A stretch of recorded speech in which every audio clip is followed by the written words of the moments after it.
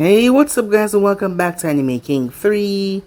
And today I'm going to be giving you part 9 of What If Naruto Fused with Minato, Kushina, and Kurama.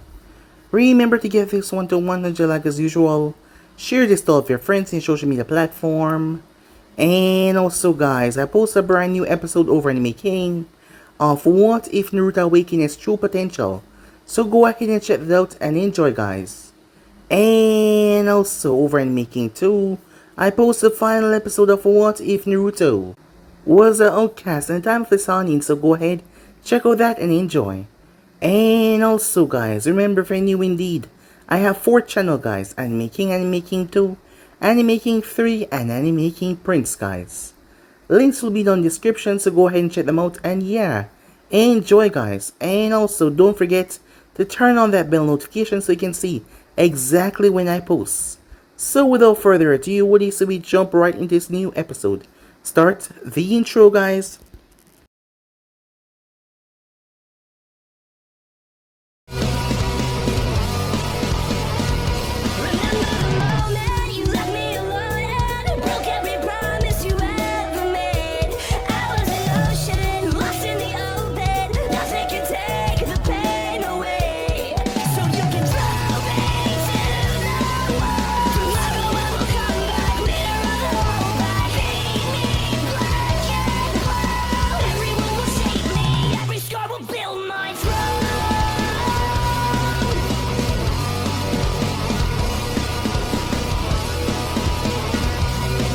So the last part we left off, as Naruto found himself in the land of grass. The village was allied to Konoha, however, Orochimaru was having some underhand dealings with a few of the elder members there. Gorin had introduced him as her guard, and the guard for the other elder shinobis that were there were to wait outside, so he waited outside as well. However, he got bored as hell. That is when an explosion went off in the village. Suyin was a member of Taki. He had stolen the hero water because they refused to align with him to destroy the grass. In the past, when they were fighting for their lands, several members were killed in the attack. And just because the grass had Konoha to back them, well, these village members were afraid to go up against them. Because the last time Taki went against Konoha, it was Kakazu, and he got, well, humiliated. So Suyin took matters in his own hand. With a group of his own entourage, he made his way towards the village. Chucking the hero water, he got extremely powerful, so he thought that he was untouchable, that he was some kind of god. Sakura had gotten strong over the couple of time that passed, however. She was able to kill someone by accident. It was her first kill. She never expected to actually stab the man with the kunai, however. It happened, and she froze up. An explosion went off that knocked her head into a building. It knocked her out. As one of the men picked her up, seeing that she was still alive, he took her. As on his mind was to do perverted and nasty things. After all, she was a spoil of war. As Naruto saw that Sai member on the team watch her, she was taken away and he didn't do a damn thing about it. As Naruto followed. The man didn't know what hit him as Naruto arrived. The others tried to fight back. It was at that moment Sakura started to wake up as she saw this individual that saved her life. She watched as he decimate them, like they were absolutely nothing against him. He was strong. As she started to get back to her feet, he told her that he would see her later as he vanished. Upon vanishing, she made her way back to the group. Kakashi seemed that she was fine, but he was busy facing off against Suyin and a few of his top elite members. That is when Naruto arrived. Kakashi was able to backpedal.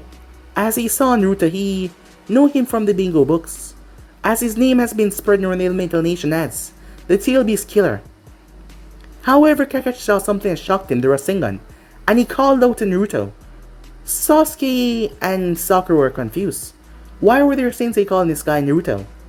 They heard about the rumors as well, but the way Kakashi said it was like he thought that it was real in Naruto. Did he thought that? They didn't know. However, the individual said that he did not know this Naruto that they were speaking of. But he was named Naruto as well.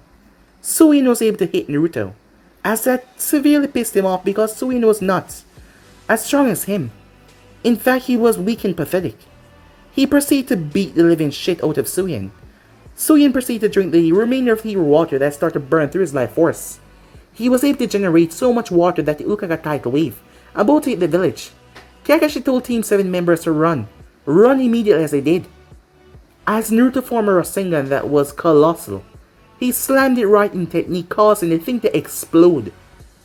He then proceeded to humiliate Suyin even more, as he did not even kill him. The man was gonna die anyways. He burned out all of his life force as Naruto walked away. Team 7 tried to stop him, but he told them that it was in best that they did not try to stop him because they wouldn't like it. Kakashi realized that this guy was much more powerful than he thought, decided to relent and let him go. And besides, he didn't want anything happening to the kids. However, Naruto did inform him that Sai was watching soccer be taken away. But Sai told Kakashi that he could not listen to a, enemy. However, Kakashi kept that in the back of his mind, not saying anything about it. So with that, Naruto left. Once again, Guren cursed at him, but he didn't pay her any mind. Some time passed after that, as Jiraiya went to Hiruzen to inform him about the newest developments. As he told him that this Naruto was severely angry at him for some reason. However, the possibility of Orochimaru attacking them was more than they could think of right now, because that man always has some underhand schemes. However, he told Jiraiya to continue searching for this person, as he needed more information, but he will start to make preparations just in case Orochimaru really was coming after this village. And so with that, Jiraiya left out once again. Some time passed as Naruto was phoned by Konan once again, as she phoned in the hotel sitting down. As he called room service, send up something for them.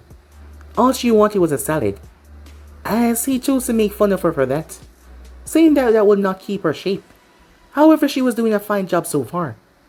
As they proceeded to talk about what happened, she phoned a note as he simply told that he was working for someone dangerous. It led them to talk about Orochimaru, but he told her to drop it, as he wasn't doing anything too dangerous, as he didn't want to inform her what he was doing. However, she was quite adamant about him not doing this, but he just went along with the flow.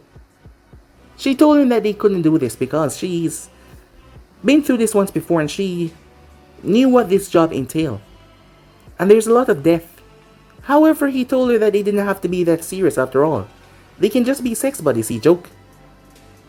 However, she decided to tease him.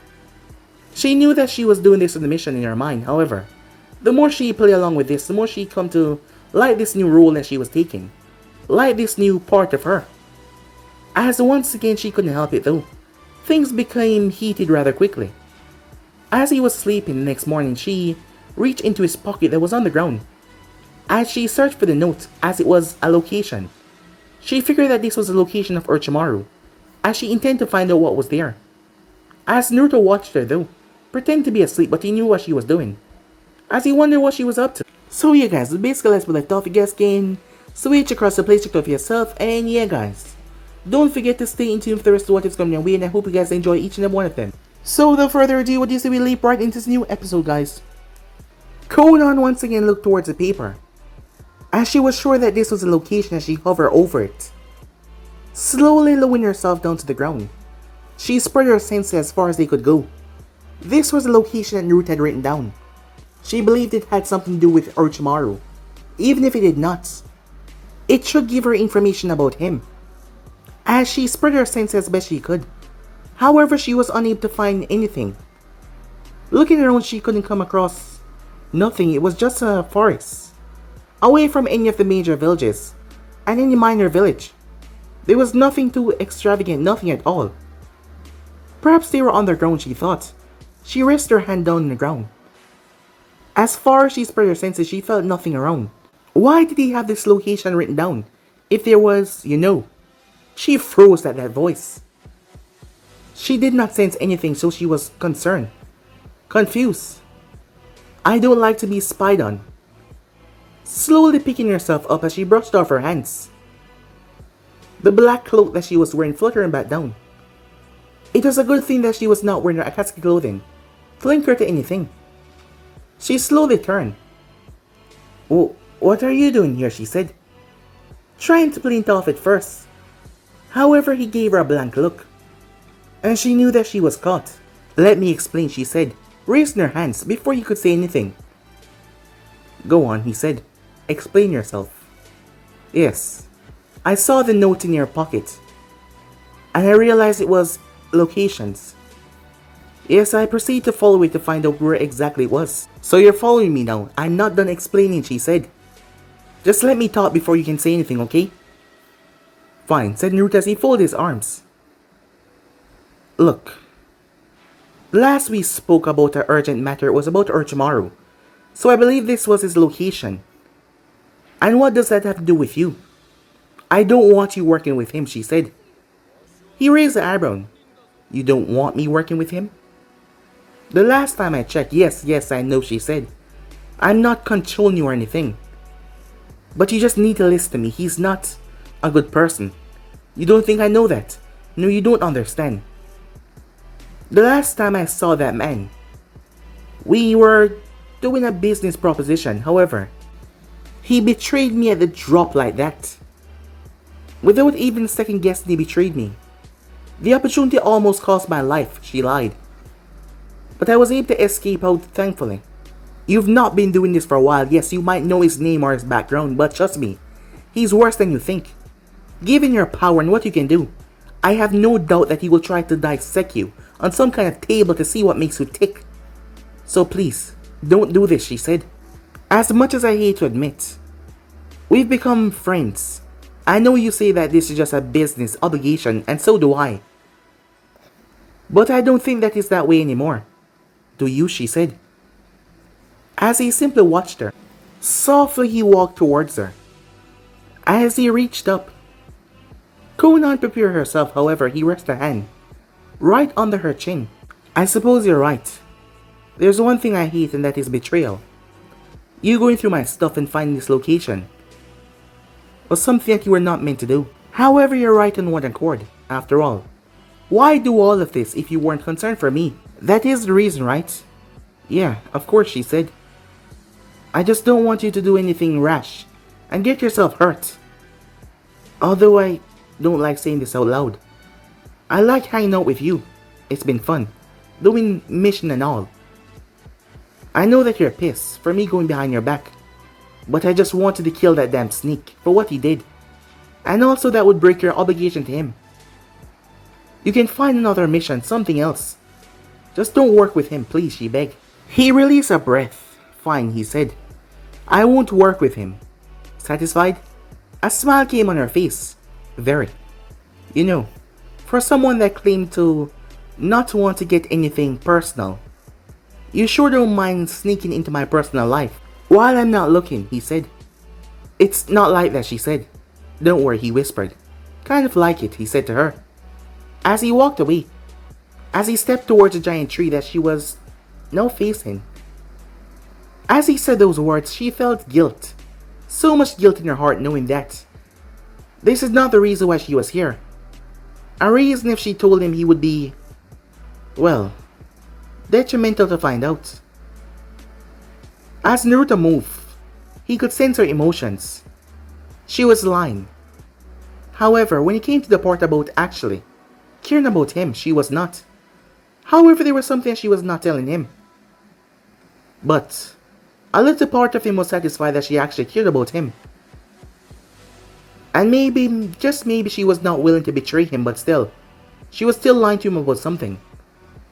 He would have to keep an eye on her for now. But so far her judgment about him was a pleasant one. He could feel it. There was not even a sense of doubt. However, there were some conflicting emotions like grief. She did tell him that she was with someone before this. And this, well, occupation cost them. And it cost her person his life. About that she was not lying. As he had felt it, she was telling the truth. Whoever she was with, she was indeed in love with that person. And the emotion might be grief towards that, and to not sparking a relationship with him, and having him die on the job. However, there was something that she was not telling him though. For now he would relent. After all, he was not exactly telling the truth either. He was gonna still do his business with Orochimaru. It's not like he's working for the man. Well, in some parts he was, but still, he was actually finding a way to kill him. If this is not Orochimaru's location, what is this place, she said. My new training ground, said Naruto. Training ground, she said, raising an eyebrow. Yep, he said. It's far away from any villages and any nearby location. Some way to keep in proper shape, you know? You know, since I've known you, I've never heard you spoke about training. You didn't even tell me who trained you to begin with. What can I say? I'm mostly self-taught. She raised her eyebrow really. To get that power from her mostly self-taught. Well, I was born special. She decided not to pry too much knowing that she just got caught spying on him. She didn't want him to flick that back and use it against her, as she wouldn't come out good in that particular conversation. Tell me though, she said. How did you know that I was coming here? Perhaps I know you better than you think, he told her. Come on now, she said. How did you know? Well, it's a coincidence actually. I was actually coming by here to train. Seeing you here was a rather surprising feat. There was no emotion on his face, as it was just, she couldn't tell if he was lying or not. She could never tell if he was actually lying. How could someone be so good at lying, to preserve their emotions so well? Could he be a master in the craft, or perhaps he was actually telling the truth? Not that I'm the world's best sense or anything, but I didn't sense you. How were you able to sneak up on me? Another aspect of my training, said Naruto. After all, if you want to get the drop on someone, you can't have them know that you're coming. With the amount of chakra you have, you should be a beacon standing out, and yet you were able to get so close to me without me even noticing. You're rather talented in that, aren't you? Some might say so, he said. As he shrugged. Well, you can't fly, she said. Some might say I'm better than you in that regard. As her wings furled out, the paper attaching making her wings rather large. As she flapped them, making a gust wash over him. Show off, he said. I'll see you soon, she said. She flew off. As Naruto watched her leave, he could tell that she was feeling awkward in the situation, being caught red-handed, going behind his back. She didn't want him to bring up that, and besides, with his normal calm attitude towards her betraying him like that, she was getting more and more awkward. She'll probably spend some time before she come and see him next time. Until she didn't feel awkward anymore, he presumed. Once he was sure that she was gone, Naruto went through hand sign. Before he slammed his hand on the ground, there were 4 trees in the vicinity that all lit up. Ceiling arcs appeared from over them, as a beam shot from each of their center. It hit right where he slammed his hand. A ceiling matrix appeared on the ground. He stepped back as it started to unspiral, like a whirlpool before it completely vanished. A literal hole that went straight down. That is what it looked like to the naked eye. However, the moment Naruto jumped into it, he was gone. He didn't fell, he was just gone. It was like he teleported. The ground instantly closed back up as the markings on the tree vanished. The one on the ground vanished as well. A distance away, up in the mountains in Kumo, not anywhere in the village vicinity, as Naruto found himself. Minato had made this a base of operation a long time ago, when he was fighting the 3rd Great Ninja War, a place by himself where he studied techniques, things that he found in the war that was useful, and he wanted a place. He found the abandoned mine. The place was large enough to hold many of his research that he's conducting there. As Naruto had visited, he placed seals all over the place, as he was able to link back the seals to different locations, so that he could teleport to this location. Arriving there, Naruto went to the back of the mine. The place was large. He applied sealing around the area to give it light, as the place was bright inside. Artificial ceiling allowed the place to have a grassy feel, trees and luscious grass inside, boulder. Not to mention there was an artificial sound ceiling that made it sound like animals were lurking in the background. It was peaceful, close to nature as he could possibly get it. It is in there that Naruto sat down and crossed his legs. There's been something he's been working on. His father's body was attuned to it before. However, it was harder for him to master. Closing his eyes, he went quiet. After 3 minutes, he felt it. He snapped his eyes open. His red eyes got a tinge of gold in it. There were strange golden bars around his eyes. It came down to his face, stopping right at his chin. Getting to his feet, he walked towards a massive boulder over to the side. As he brought his fist down, the boulder was turned to dust, obliterated without a trace. However, the problem then happened. The sage chakra vanished. His body contained too much chakra, and that was a problem. It might sound crazy, but it was not. He had too much chakra, and his chakra was overpowering the nature chakra. It was in a constant struggle at battle. His chakra was more domineering, powerful, a leader, not a follower. And it also did not like to mix with other chakra. That is why it refused to completely counteract with the sage chakra. And that is where the problem lay. Something that was starting to piss him off really, as he was not getting any closer to achieving this form. It's not like it was dependent on his strength after all. He was strong enough to bear without it. However, it would be a great boost. When he didn't want to tap into a different source of power, he'd use Sage mode against a stronger enemy than going into his full power mode. That is what he had deemed to call it. Sage mode was the only thing that was giving him problems. The Harishin came to him naturally. The Sealing Art came to him naturally. The abilities, they all came to him naturally except for Sage mode. He guessed that it was just something you have to live without, unless he find a way to mix his chakra fluidly, which will take a while. But he had some business to deal with. He had no more time to focus on that. So with that, he made his way. As for Konan, she stood in front of Nagato, who sat in his mechanical walker. Once again, Konan did not return last night. Nagato had questioned her on that the first day, when he had asked her if she had slept in the same room as Naruto. She immediately said of course not. He didn't know why, but he felt like she was lying to him. He has known her for a very long time now, and he had a good feeling that she was actually lying. He wondered if she was doing something to jeopardize the mission. So far, the information that she brought him was not enough. Not enough for them to fully tell if Naruto was a Chijuki or not. "You spent the night again," said Nagato as he looked at her. "Yes, I had to. We got caught up in a deep conversation. Running off in the late of the night. It's not something wise to do. As I said, I'm trying to make him trust me. Sneaking away like that, especially in a conversation where I think that he can gain information, will not allow me that courtesy. I suppose I can understand that. So what new have you found out?" "I'm afraid that is not much. Along from that, he's self-taught, and not to mention that he can suppress the amount of chakra that is similar to a Biju. Kisame possesses unnaturally strong chakra, but in terms of that, I believe that he's not nowhere close to Naruto. However, Kisame is unable to suppress that large magnitude.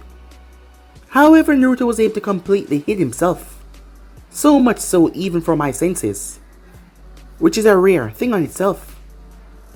Despite me not being the perfect sensor or anything, he's able to contain that large amount of chakra with complete ease and height from most people. That is something on itself to look into." "Yes, you're right about that," said Nagato as he thought about it.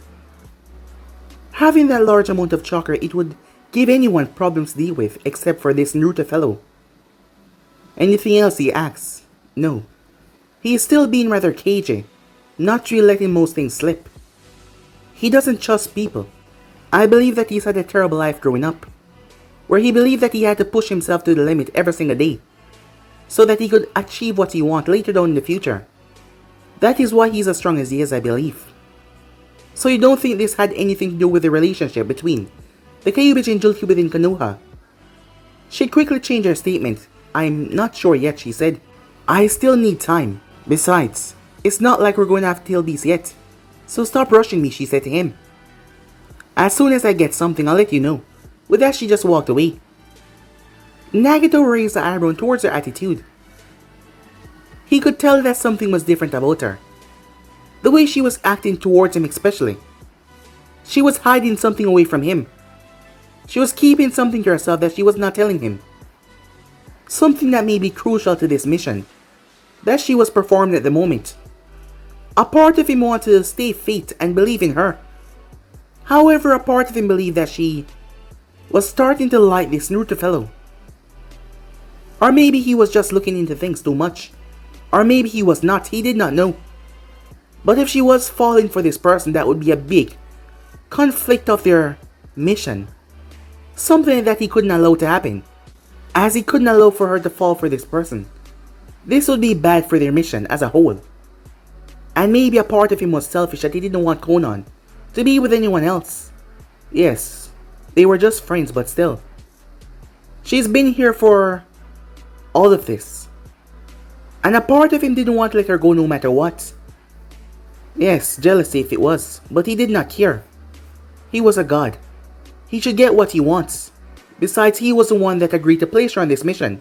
Her going beyond her boundary on this mission was not something that he intended to happen. And if that was the case, he would cut it immediately. And she would listen, he thought to himself. Time skip. So this was the best option, said Naruto, as he looked towards Orochimaru, who looked rather amused. You did say that you wanted a position in the Chunin exams, correct? Yes. But making me these brat senseis is not what I asked for. Well, it's the best I can do in these circumstances. As you know that the sound is not really that influential in its strength. Besides, this team is nothing but a cover team that I'm using, so that they can be a part of the exam. They have their purposes, which you're not going to tell me, are you? I'm afraid that's not important for our main mission. However, it will give you a chance to enter Konoha and mingle amongst the others, to find out as much as you want. After all, you were the one that said you want to see what Konoha has been up to for the past couple of years. Given that you weren't on the map yet, I presume that there was a reason why you never tried to enter Konoha as just yourself. Maybe there is, maybe there's not. Orochimaru chuckled.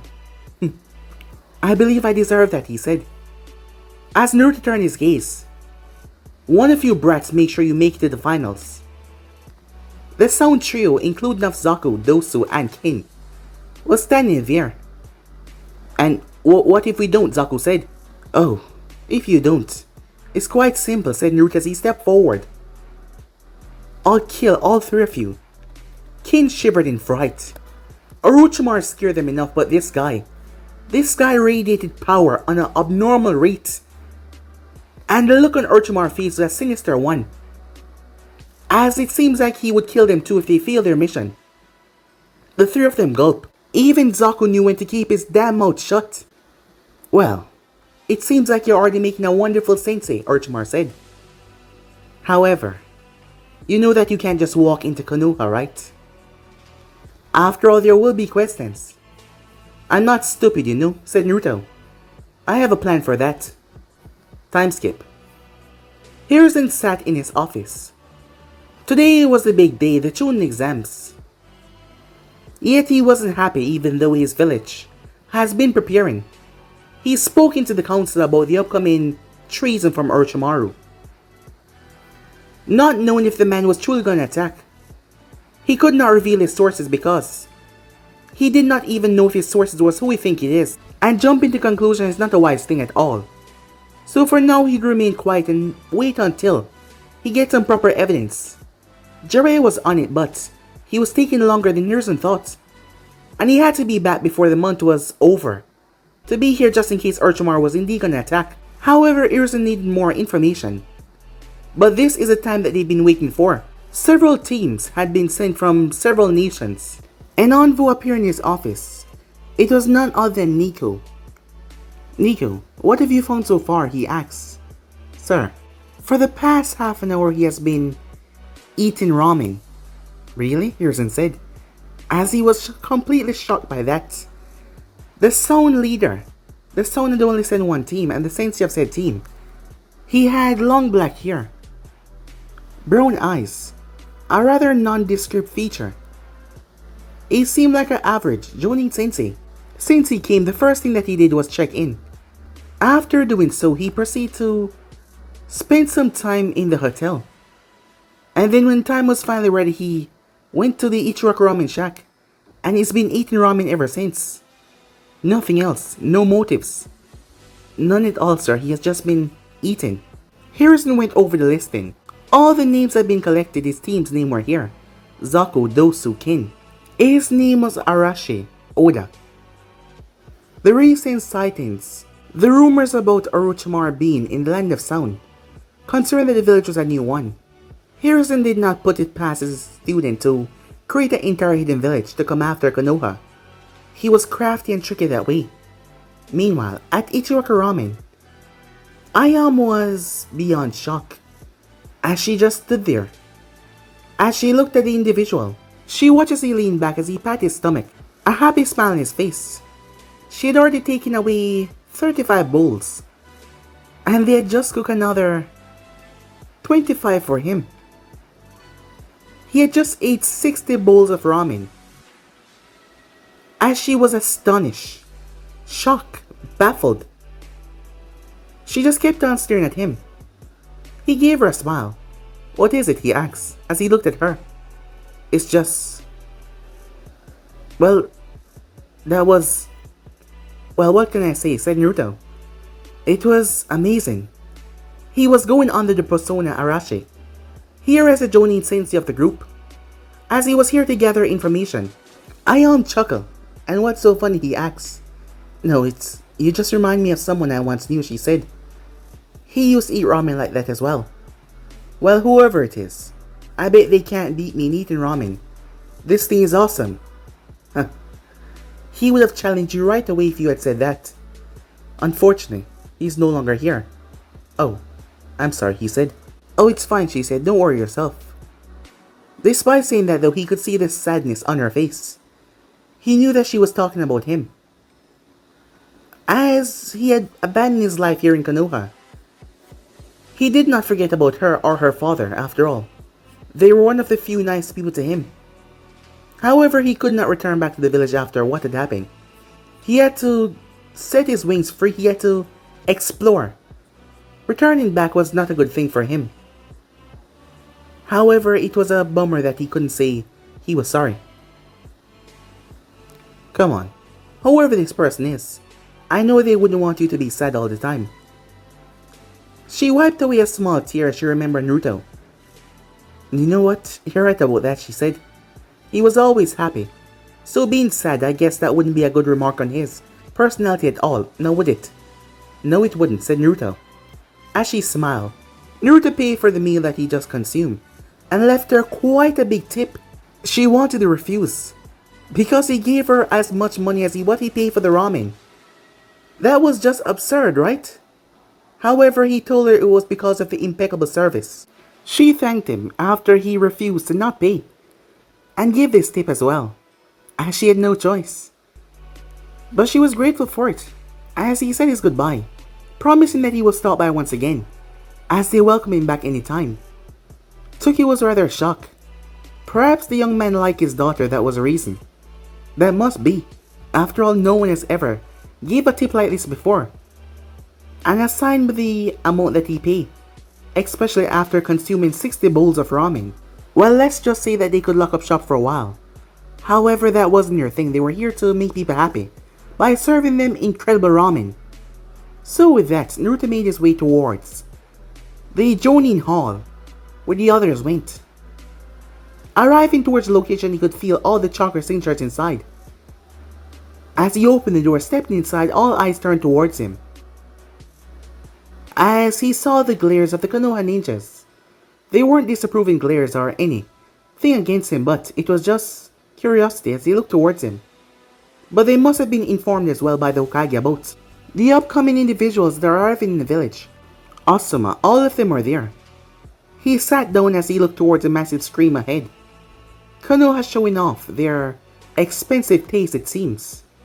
They were all focusing back on the screen the next second, as he looked towards their team. Naruto saw Team 7, and several others talking. When a white-haired guy came to Team 7 and started to talk, they could hear them rather clear on the monitor. He introduced himself as Kabuto, as he told them that he could give them information. "Tell us about this renegade ninja known as Naruto, the Tail Beast Killer."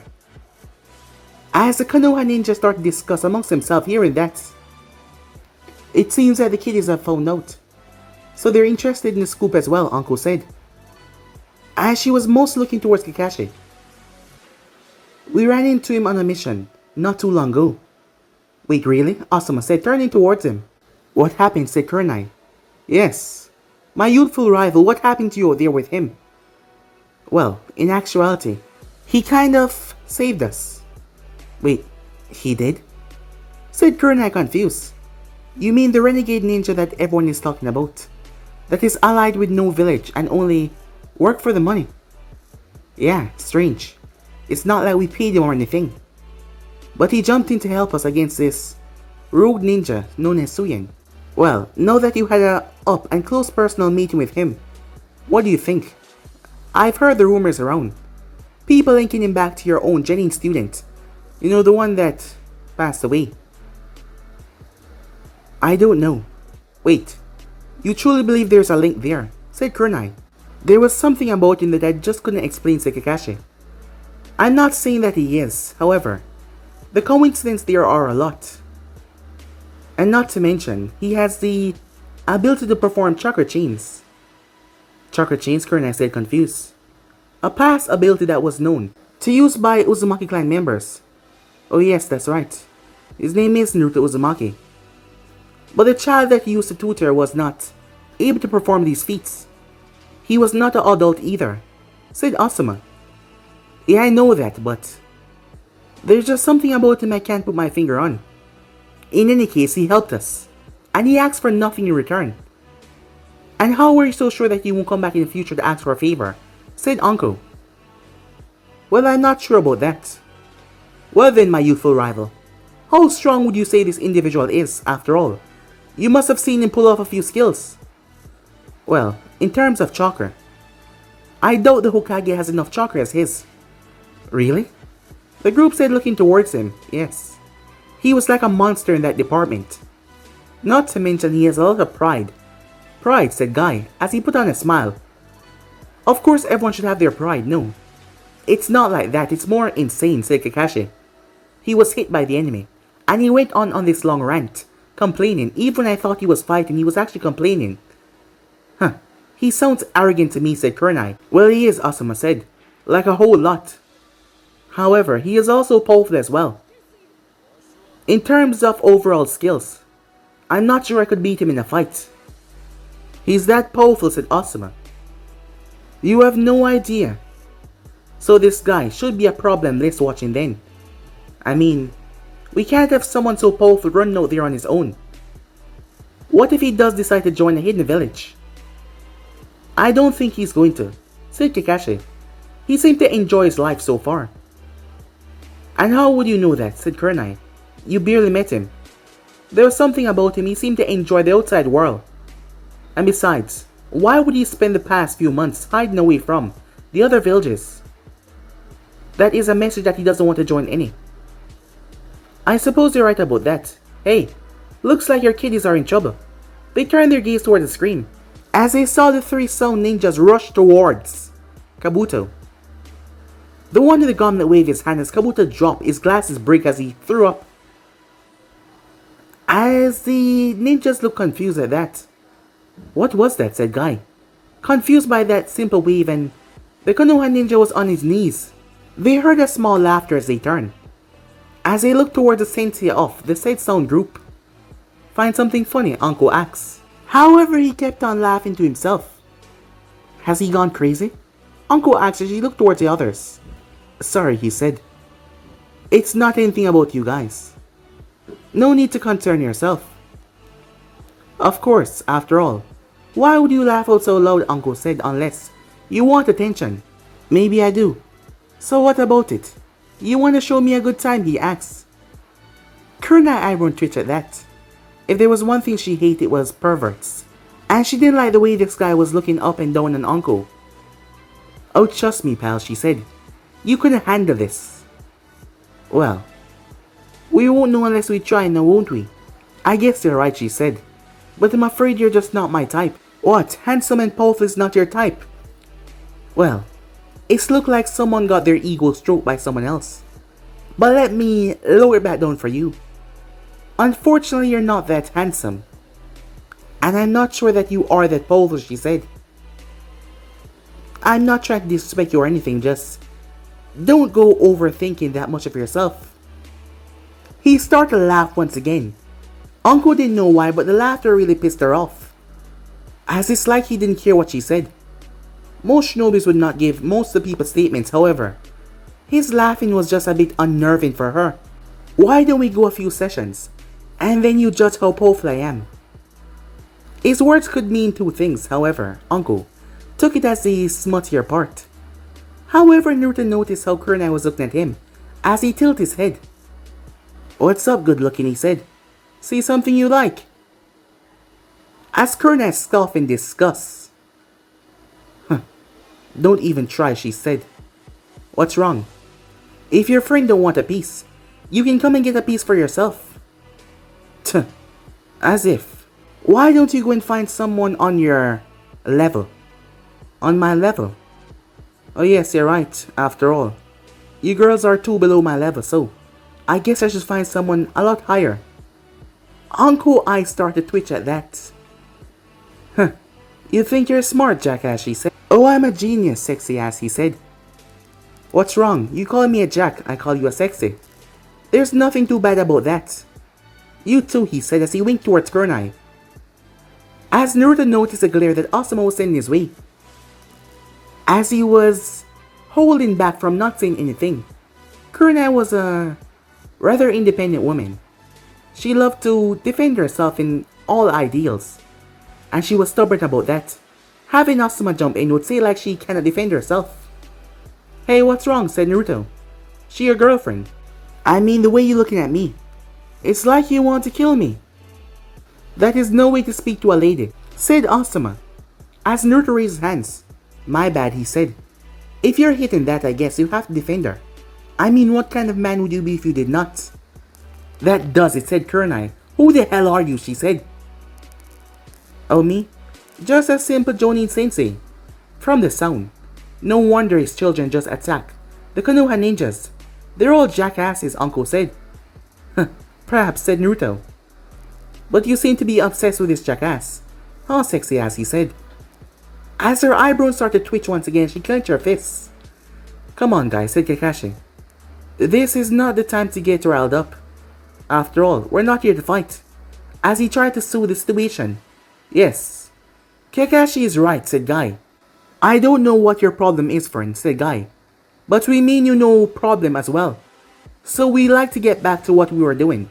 Watching our team's important exam. I am sure that you would like to do the same. Of course I will. Guy smiled at that.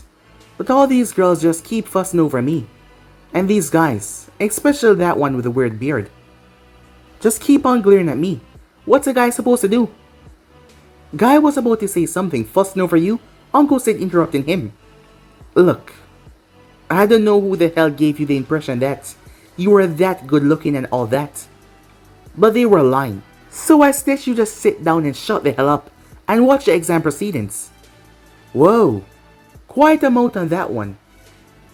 I suggest you refrain from talking to me like that before I shut that mouth of yours. All eyes turned towards Naruto, as they seem to be getting heated now. However, he started to laugh. Oh, come on, you guys can't take a joke. It's not like I've attacked her or anything, and yet, you guys are staring at me with daggers. Look, you're gonna miss your children taking part in the exam. Well, if I'm more handsome to watch than the TV. By all means, go ahead, he said. Jackass, most of them said, as they turned their gaze back, as he simply laughed at their misfortune. He couldn't help it. Antagonizing people was so fun. However, he was keeping an eye on the Sand ninja in the back. He was a joining center for the Sand group as he was wearing a cloth covering his face. Some time ago, as Naruto found out that Orochimaru was meeting up with someone in secret, using his clones and setting up a Fuinjutsu small detector, he was able to find the genuine location that Orochimaru was going, and the location was towards the Sand village. Orochimaru was up to something regarding the Sand with what he did not know, given the fact that the Sand and Konoha were allies. However, from his past memories, the Sand never usually got big contracts. After all, Konoha had the more prominent ninjas. So if the Sand was to team up with Orochimaru and his group and wipe out, say, Konoha, they would get more contracts and their village would go through more. All of the politics and all of the information regarding the village status From when Minato was the leader was in his head after all, so he knew a lot about that regard. However, the designer really think that he could best Konoha. It seems that they've gotten out of hand with their strength.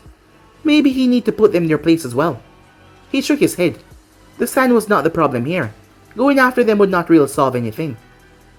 However, a part of him didn't want to do any of this. And a part of him was just in for the fun. And another part actually didn't want Konoha to be destroyed. After meeting up with Ayam and speaking to them, people like those don't deserve any fate as death. They deserve to live a happy, wonderful life, live it out to the fullest, get married, have kids, be happy. Not to mention, as much as pain in the ass as Sakura was, now that he had a larger mindset and focus on things, he realized that she was just a kid. Yes, a stupid, dumb fangirl who just want to be known. He remembered a long memory from Naruto when he was younger, a child mostly, when he had met Sakura and they were mocking her because of her forehead. She decided to adapt and become, well, basically a bitch so people could like her. However, people do whatever it takes to focus and fit in, and she did that. And not to mention, he was kind of an idiot back then as well. Always asked Naruto on dates even though she was obsessed with Uchiha. However, from what he had seen recently, she was not anymore. Even in the clips that he was able to watch on the screen, he realized that she was not hugging over Sasuke, and even when Ino jumped on his back, Sakura didn't seem to care one bit. And she was not even staying close to her other teammate, it seems, like she took his word when she was told that Sai watched her being taken away. As Naruto wondered why Kakashi hasn't done anything about that. Well, he wasn't that good of a sensei anyways, but maybe they were keeping an eye on Sai just in case. However, it isn't his problem right now, as he leaned back and watched. After the exam was done, Anko made her way off, as it wasn't too far. As she passed by him, she spoke in a whisper, "Jackass." But he simply started to laugh even more, as it pissed her off. He realized that his obnoxious laughing had the knack of pissing people off, which he enjoyed quite a bit. Kurenai was still glaring at him, as he simply smiled at her, as she gave him the most disgusted look ever. However, he found it all just amusing. Time skip. The Forest of Death. The group was to spend 5 days in there. 5 long, boring days. As Naruto did not really pay that any attention, he decided to just go around the village for these 5 days. As he decided to stop by Ichiraku Ramen once again, Ayam greeted him with a smile on her face, as someone came in and sat down right beside Naruto. As Naruto was surprised, just what in the hell was going on? The person that came in was none other than Jiraiya the Sannin, as he sat there. As Naruto wondered why was the man here. He couldn't have known, how could he? It made no sense. As Naruto remained quiet, Jiraiya ordered a small bowl of ramen, as he said nothing to Naruto. As Naruto finished his night bowl, he just started. The man finally spoke. "Huh. You really love these things, don't you?" "Yep." "Quite amazing," said Naruto, as he turned his gaze. "Oh, I never knew that I was in the presence of a legend. You are Jiraiya the Sannin, are you not?" "Well," said Jiraiya, "I am. The famous Toad Sage and also the writer of my favorite book. It's a shame I don't have it on me. I would have you sign it." "You read my book," said Jiraiya. "Of course," said Naruto. "They're awesome." "Nice to meet you. The name is Arashi." "Yes," said Jiraiya as he shook his hand. "Nice to meet you as well. So I'm guessing you're here with a team." "Yes, the Jonin Sensei of the Sound. The Sound Village. Recent. I've heard that there's just one team participating in the exam." "Yep, you heard that right." "What? You believe that your team is that powerful enough to handle the entire exam with only one team?"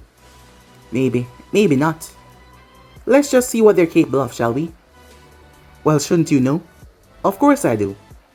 After all, I can't really tell you.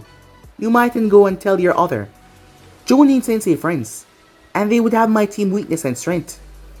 "Well, I suppose you're right about that regard. But I wouldn't tell anyone," said Jiraiya as he got his bowl of ramen.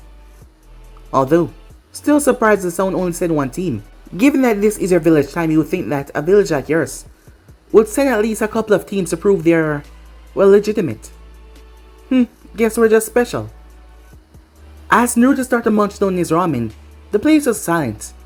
Ayam didn't know why, but there was some tension between them. And this time Naruto only ate 10 bowls. Sorry to cut this short, he said.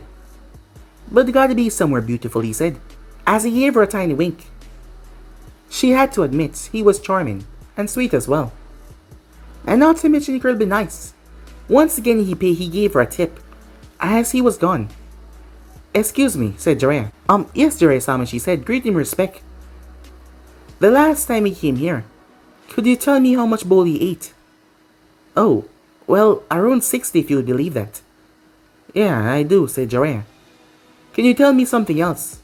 Sure, what is it, she asked. Did he tip you as well as before? Well, is there something wrong, she asked. No, nothing, I'm just curious.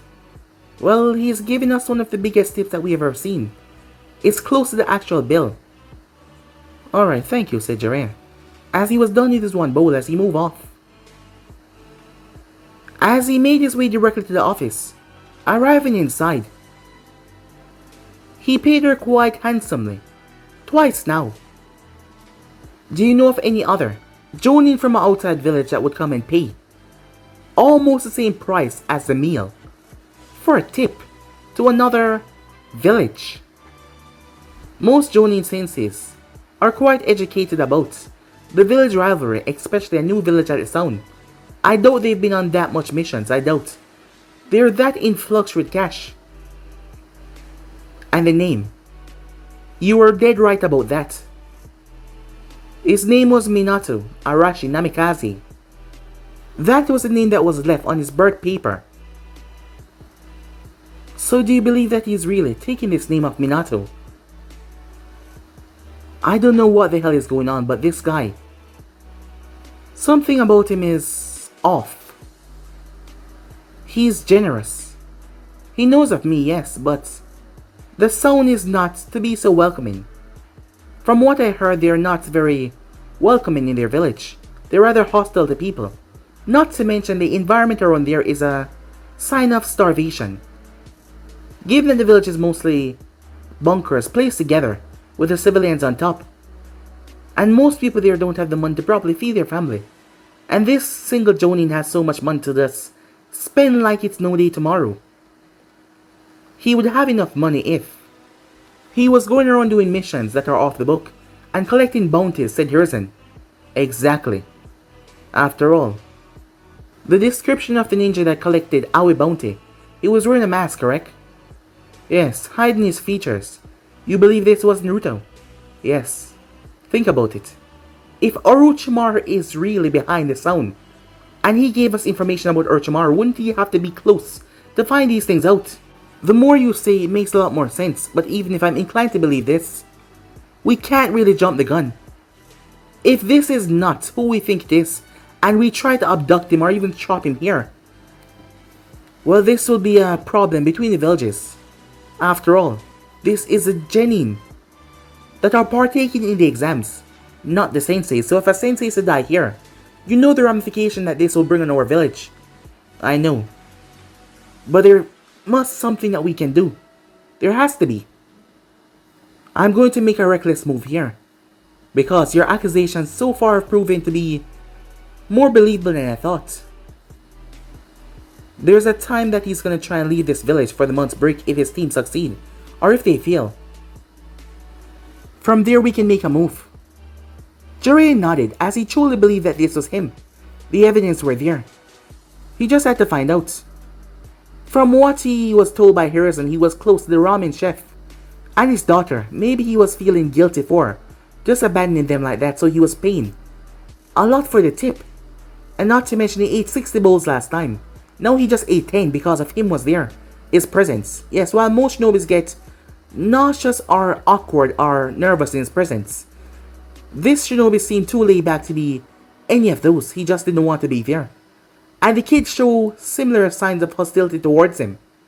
He had to find out if this was indeed him this time. He would make sure that he's ready and capture him Tsunade still won't enter into the village, as he would have to make sure that she's alert of this as well. With that, Jiraiya left, keep an eye on him. Hiruzen called Nico as she appeared. Nico, find me Danzo and tell him to come here immediately. At once, sir. And with that, Nico was gone.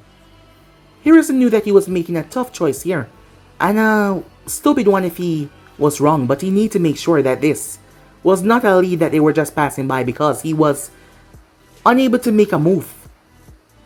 He did that several times in the past and it ended up costing him. This time though, he will find out what is exactly going on. He will find out. And Danzo could help him with that, his man. They were off the radar, and they can be used for these efforts. So for that, he was keeping Danzo close to make sure that he was here. Time skip. Sakura was afraid.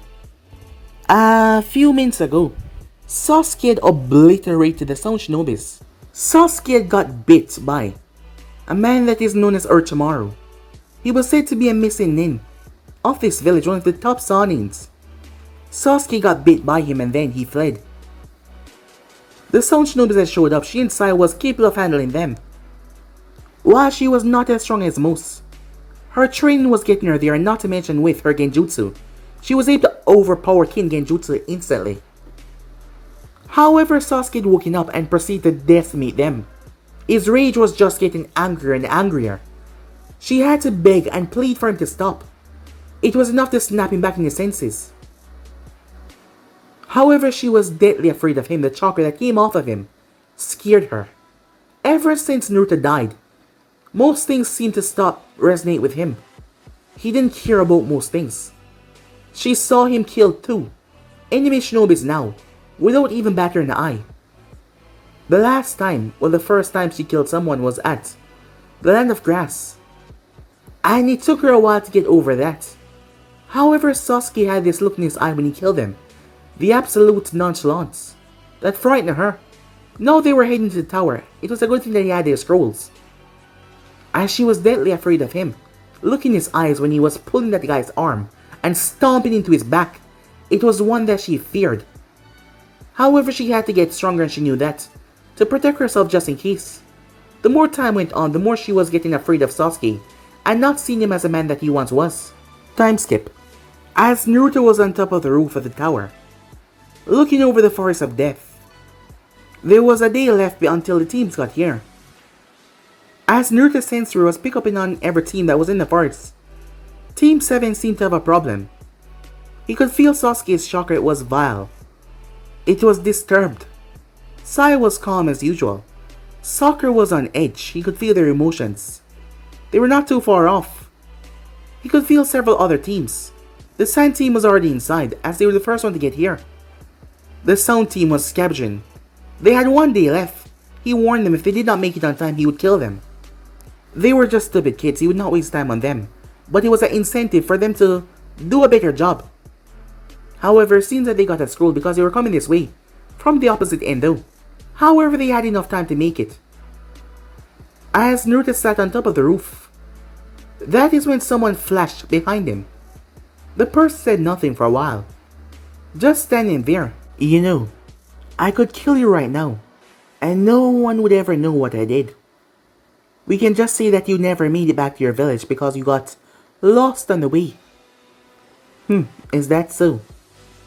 Well then, why don't you try? I believe I'm more than capable enough to beat your ass. You think so, said Uncle. As she had this luscious smile on her face. You're really a jackass, you know that. And besides, you're in our village. You should learn how to watch your tone. I'm not gonna watch shit, said Naruto. I don't give a damn about you Konoha Shinobis, so give me a break. Cocky and arrogant, you know. Those traits are not gonna get you anywhere in life. Perhaps you might die anytime now. Maybe I will, maybe I will not. However, it's not like any of you Konoha Shinobis can kill me. I'll step in your throats before you do. As Uncle was really angry at this individual, he was too cocky for his own good, and he was not even that powerful. Remember my words. Soon enough you'll be begging for an enemy out there not to kill you. However, when you are, remember my words about your cockiness. You know, you saying cockiness so much, I believe that you're looking for something else. In your dreams, she said. I'll never be with someone like you. Maybe, maybe not. Do as you please, it doesn't really concern me, he leaned back. Asshole, she said. What you offering, he asked. Time skip. He's here, said Jiraiya.